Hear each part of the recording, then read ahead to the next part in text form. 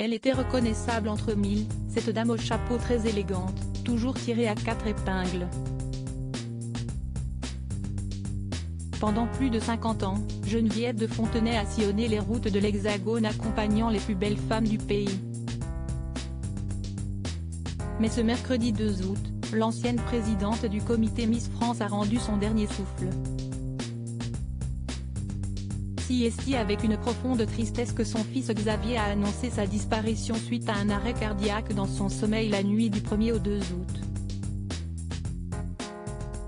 Très diminuée depuis un moment, elle a passé ses dernières heures avec son frère et l'une de ses petites filles, rapportent nos confrères de TF1.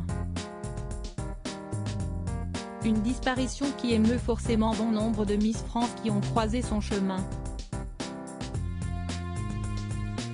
A commencer par l'une de ses plus fidèles alliées, Élodie Gossuin, Miss France 2001. Contactée par Gala, l'ancienne reine de beauté a eu bien du mal à contenir son émotion, tant cette disparition va provoquer un vide dans sa vie. Il est très difficile pour moi de trouver les mots. Cela va me manquer de passer la voir, d'échanger avec elle. Elle fait vraiment partie de ma famille, explique-t-elle en évoquant toujours au présent la dame au chapeau, qu'elle n'hésite pas à qualifier de mentor. Élodie Gossuin se souvient d'une femme de tête, au caractère bien trempé, j'ai grandi avec elle, la meilleure école était à ses côtés. Elle voyait grandir mes enfants. Élodie Gossuin a continué au fil des années, bien après son sacre en 2001. À avoir une relation privilégiée avec Geneviève de Fontenay. J'étais passée la voir il y a peu de temps.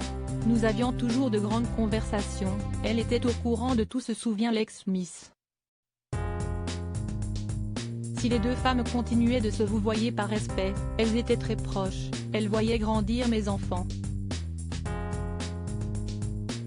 Confie avec émotion la mère de 4 enfants, avant de regretter amèrement, je n'aurais plus ses petits commentaires, sa réaction, sa fierté.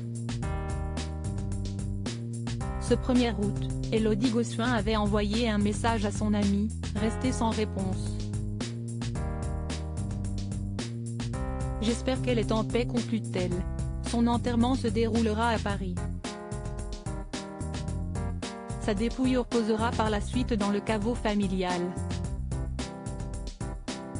Crédit photo, Cédric Perrin.